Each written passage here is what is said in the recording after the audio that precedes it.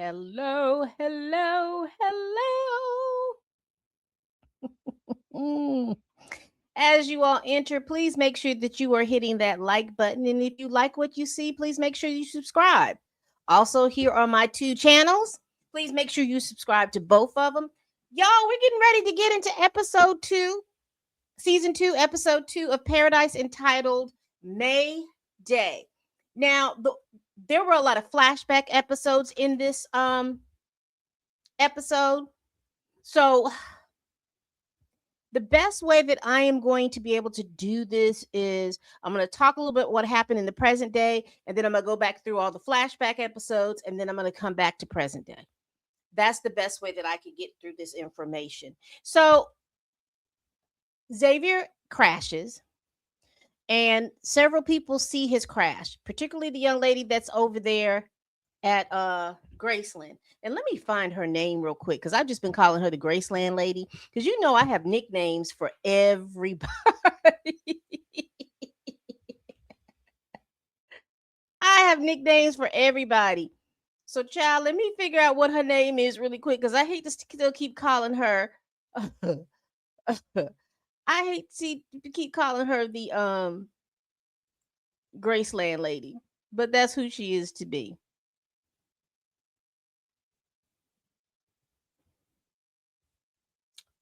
Give me one moment, y'all. Annie. Annie.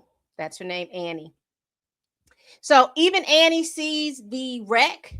And so she gets on one of the horses because, you know, she's at Graceland. Now, I'm not really sure how far away Xavier is from Graceland. However, we do know that she has a telescope on the roof of Graceland, and she can see several states and things like that from there. So I don't know how far away Xavier was from Graceland, but anyway, she sees it.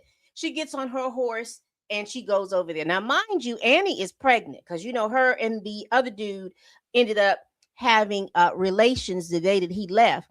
And then she finds out that she's pregnant. So she should be about 6 months pregnant, it looks like 4 to 6 months pregnant. But I do want to go back over what happened last episode that I think is important. Now, the men that came to Graceland, particularly the older man, he tells the man that gets Annie pregnant, he says, uh, they need to get to Colorado to get to the bunker to prune from the timeline Alex. And for me, that is quite interesting. We're going to get into it. But right now, I wanted to make sure that we put that in there. So let's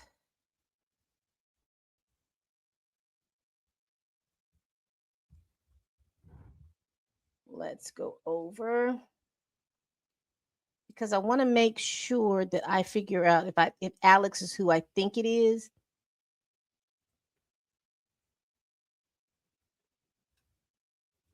Because I don't know why I think Alex is already gone.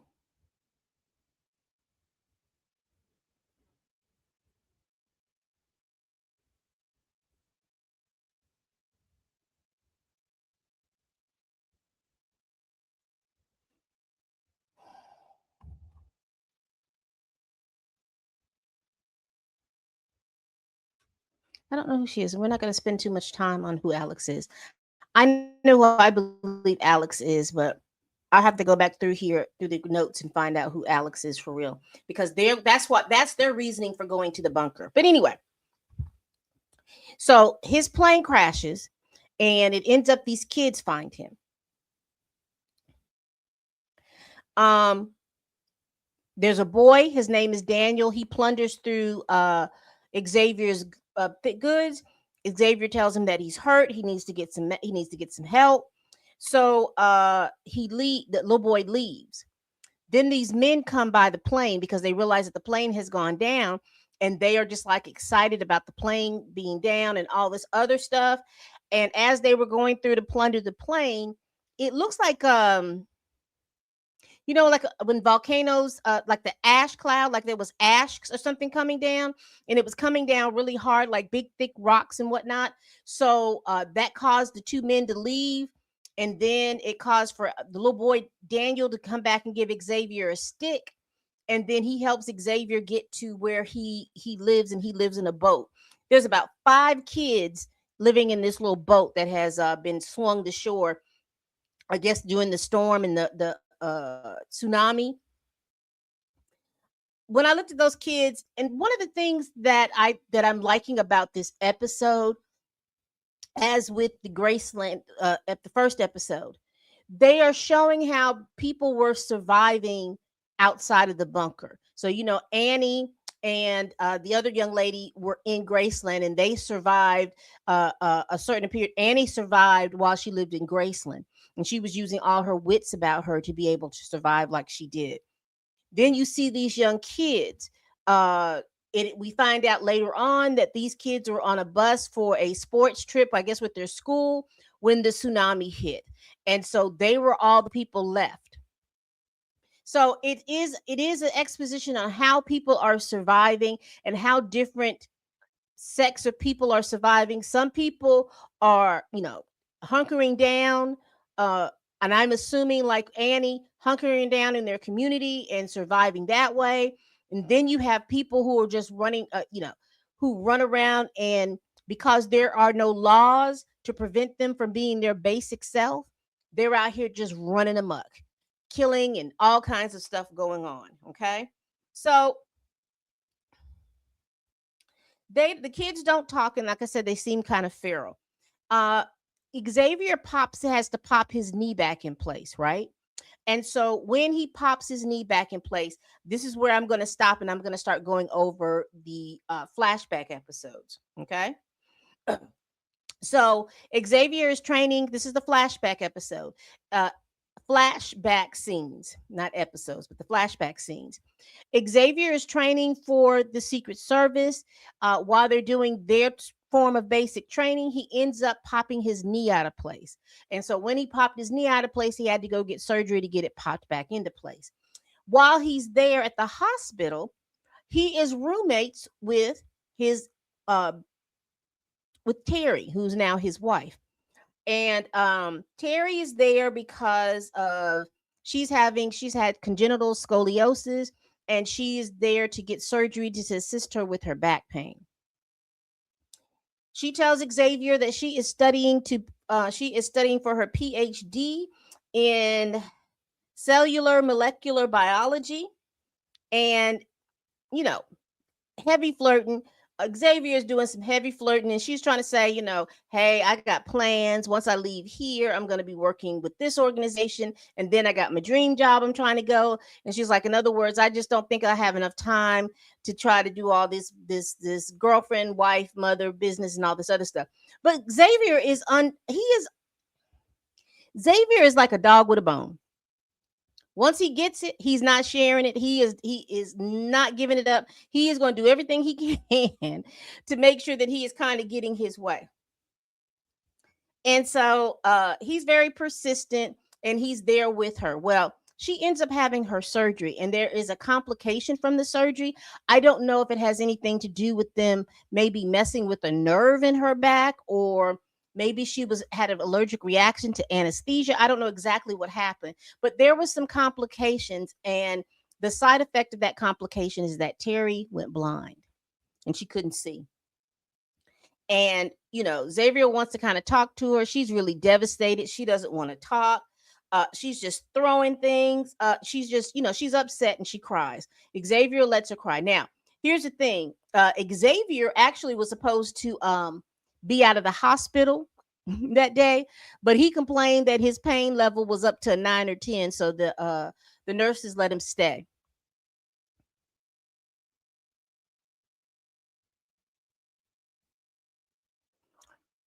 The next day after her surgery, Terry is throwing things over the partition to wake Xavier up. She just keeps throwing stuff at him to wake him up.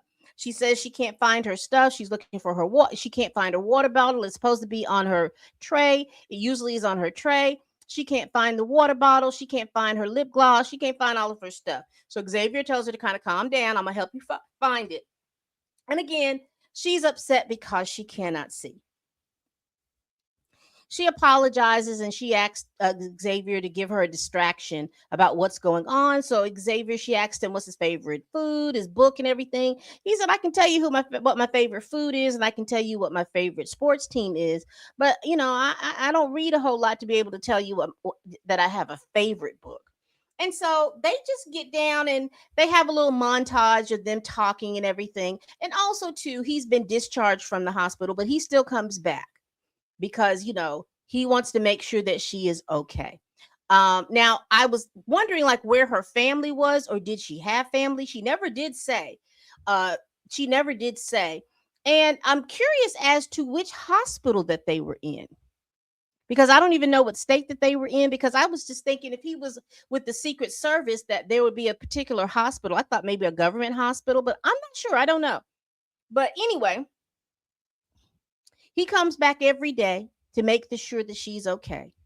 And it ends up he stays there until she can see. But there is a scene in there where she's reaching up to him and grabbing his hand, and that has how he's been coming in and out of consciousness. Okay, so let's get back to the present day for him.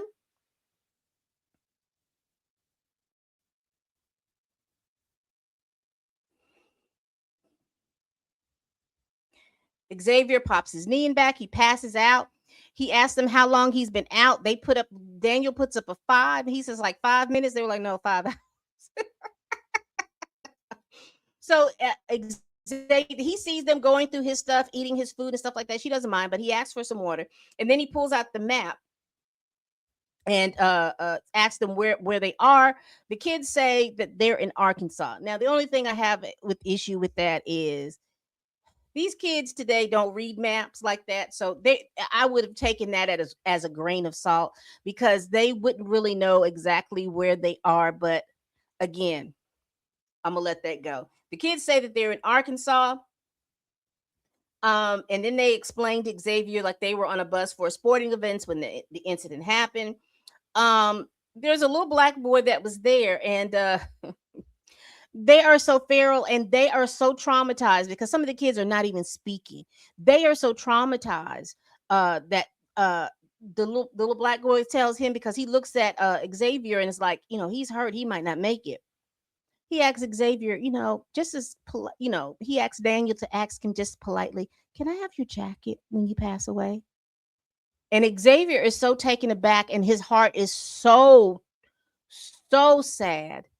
And he says, "Sure." And I can look on the face, and that's that one thing about Sterling K. Brown. He is so expressive with his face and his motion. He said everything. It was like he looked at those kids and he almost felt like, how dare I be down in a bunker having a good or decent life, and then there's kids up here and they're struggling, and these kids are struggling. And he tells them that, hey, once I get on my feet, once I get to where I need to go, I'll take y'all back to the bunker so that y'all can live. And Daniel says, "Will we live a normal life?" He says, "I don't know about normal." He says, "But you'll be clothed and you'll be fed and all of this other stuff." And what was so heartbreaking, there was a little boy in there, and he wasn't really sleeping, more so than he was closing his eyes and he'll open it again. He'll look around, he'll close his eyes, and he'll open it. He did it so much that Xavier asked Daniel, "Why is he doing that?" And Daniel says, he says when he closes his eyes, he can visually see his parents. And so he likes to do that a lot of times so he won't forget what they look like. My heart broke. My heart broke. My heart broke. So there's a book that he had, and he decides to read the book to Daniel. So as he was reading the book to Daniel, he read the book to Daniel, and Daniel was really comfortable. He put his head on Xavier's shoulder, and Xavier was able to read him that book until Daniel went to sleep. But there's this shadowy figure outside. So Xavier, slightly puts Daniel down ever so gently, and he goes outside. So he goes around to check, and it ends up there's this guy. We don't know what his name is, but he asked Xavier a lot of questions, and Xavier answers them. He says, "Are you and the guy on the plane?" Xavier says, "Yes." He looks at him and he says, "Well, you look well fed. You don't look like people that I've seen in the refugee camp." He says, "No."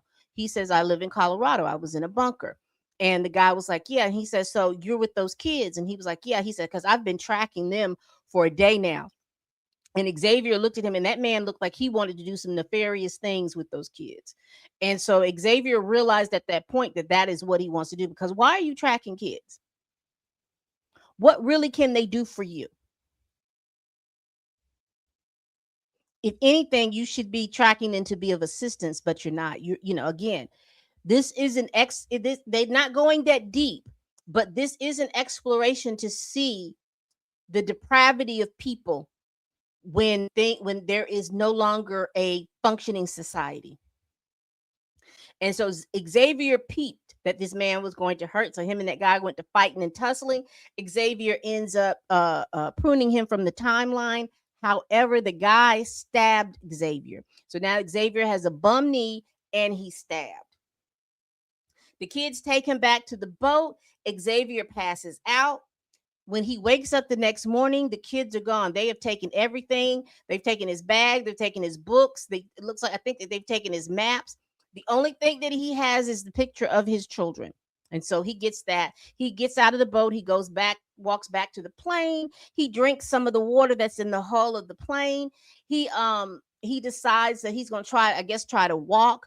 But again, you're talking about someone who's been stabbed, who also has a bad knee. So he is in pain, and the pain takes over, and plus he hasn't eaten good, and he hasn't had enough water. He passes out. He reaches up. Remember, I told you in the flashback episode, we see that Terry reaches up to him and tells him to come here. He sees somebody, and he calls Terry's name. Then he passes back out. When he wakes up, we see that Annie has placed Xavier on her horse, and she's taking him back to Graceland. He is asking all kinds of questions like, where are we going? He's telling her, I need to get to Terry, I need to get to Atlanta, all this other stuff. And then he again passes out. He wakes back up, and he's at Graceland. Annie has patched him up and done her little magic of patching him up. She starts asking him a lot of questions, like, who are these kids? Are they deceased? Did they come with you? And he says no. She says, where are these kids? He says, they're in Colorado. They're in the bunker. Now Xavier is telling everybody about this Colorado bunker, and like I said, I don't care if he tells them not, but I'm just amazed how, for him to be Secret Service, he's quite free with the information that he pursues. He's telling her that he needs to get to Atlanta. She tells him, no, you're not going to Atlanta. We're going to Colorado. And that's where the episode ends. But when Xavier tries to get up to say anything, baby, she's got him chained, cuffed to the bed. So, and that's where the episode ends. We're going to get ready to go into episode 3. What do y'all think about this episode so far? I again, I enjoyed this episode, even though it was a slow moving episode. I did love the background information that we got about how Xavier met Terry. So now we understand how strong or why he wants to find his wife. Not to say a man doesn't want to find his wife, but we just get some more information on his character of who he is. And also, it's a big exploration on how people are surviving when a society no longer exists. So those people that are depraved, they seem to thrive. It's a dog eat dog world out here, and they seem to thrive. There are probably pockets of people, just like the group of guys that came to Graceland. They have a mission that they're trying to do, because they're trying to get to Colorado to prune from the timeline Alex, and I'm gonna figure out who Alex is. I'm thinking that Alex is that lady Secret Service agent.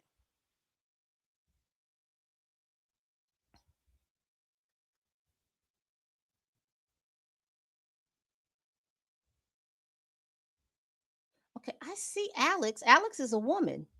Now, what Alex means to that man, I don't know. I'm gonna have to go back and see, go back and through here and see what Alex did. But she was only in one episode, so I am curious as to why that group wants to get there to prune Alex from the timeline. All right, people, we do this every week. Please like, comment, and subscribe. Please share this video if you care. Y'all, please tell a friend, tell a kin, tell a coworker, tell that heifer that you can't stand that I'm over here making these videos. Great episode. I like the fact that they showed us how people were out here in society. above ground surviving. I think the next episode, we're going to go back to paradise and see what's going on there. But anyway, please like, comment, and subscribe. All right, people. And as always, bye bye.